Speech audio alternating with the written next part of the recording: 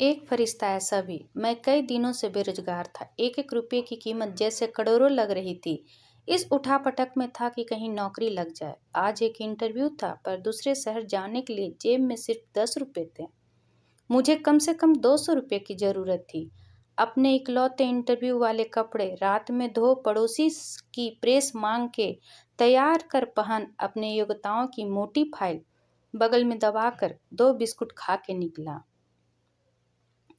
Lift ले पैदल जैसे तैसे चिलचिलाती धूप में तरबतर बस इस उम्मीद से स्टैंड पर पहुंचा कि शायद कोई पहचान वाला मिल जाए, जिससे सहायता लेकर इंटरव्यू के स्थान तक पहुंच सकूं। काफी देर खड़े रहने के बाद भी कोई नहीं दिखा। मन में घबराहट और मायूसी थी। क्या करूंगा अब, कैसे पहुंचूंगा? पास के मंदिर पर जा पहुंचा। दर्शन कर सीढ़ियों पर बैठा था। मेरे पास में ही एक फकीर बैठा था। उसकी कटोरी में मेरी जेब और बैंक अकाउंट से भी ज़्यादा पैसे पड़े थे। मेरी नज़रें और हालात समझ के बोला, कुछ मदद चाहिए क्या? मैं बनावटी मुस्कुराहट के साथ बोला, आप क्या मदद करोगे? चाहे तो मेरे पूरे पैसे रख लो। वो मुस्कुराता बोला। मैं चौंक गया। उसे कैसे पता मेरी ज़रूरत? मैंने कहा, क्यों, शायद आपको ज़रूरत है? वो गंभीरता से बोला, हाँ है तो, पर तुम्हारा क्या? तुम तो दिन भर मांग के कमाते हो। मैंने उसका पक्ष रखते हुए कहा। वे हंसता हुआ बोला, मैं नहीं मांगता साहब, लोग डाल जाते हैं मेरे कटोरे में पुण्य कमाने के लिए। मैं तो फकीर हूँ, मुझे इनका कोई मोह नहीं। मुझे सिर्फ भूख लगती है, वो भी एक टाइम, और कुछ दवाइयाँ। बस मैं तो खुद ये सारे पैसे मंदिर की पेटी में डाल देता हूँ। वो सहज था। कहते कहते मैंने हैरानी से पूछा, फिर यहाँ बैठते क्यों हो? जरूरतमंदों की मदद करने, कहते हुए मन मन मुस्कुरा रहा था। मैं उसका मुंह देखता रह गया। उसने 200 रुपये मेरे हाथ में रख दिए और बोला, जब हो तब लौटा देना।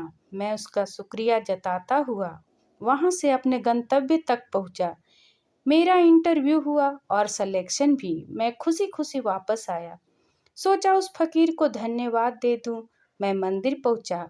बाहर सीढ़ियों पर भीड़ लगी थी। मैं घुस के अंदर पहुंचा। देखा वही फकीर मरा पड़ा था। मैं भौचक्का रह गया। मैंने दूसरों से पूछा, ये कैसे हुआ? पता चला वो किसी बीमारी से परेशान था, सिर्फ दवाइयों पर जिंदा था। आज उसके पास दवाइयाँ नहीं थी और न उन्हें खरीदने के पैसे। मैं अवाक सा उस फकीर को देख रहा था। अपनी दवाइयाँ के पैसे वो मुझे दे गया था। जिन पैसों पे उसकी जिंदगी की दारमोदार था, उन पैसों से मेरी जिंदगी बना दी। भीड़ में से कोई बोला, अच्छा हुआ मर गया। ये भिखारी भी साले बोझ होते हैं, कोई काम के नहीं। मेरी आंखें डबडबा आई। वो भिखारी कहाँ था? वो तो मेरे लिए भगवान ही था, नेकी का फरिश्ता। मेरा भगवान। मित्रों, हमसे कोई नहीं जानता कि भगवान कौन है और कहाँ है। किसने देखा है भगवान को? बस इसी तरह मिल जाते हैं। Thank you.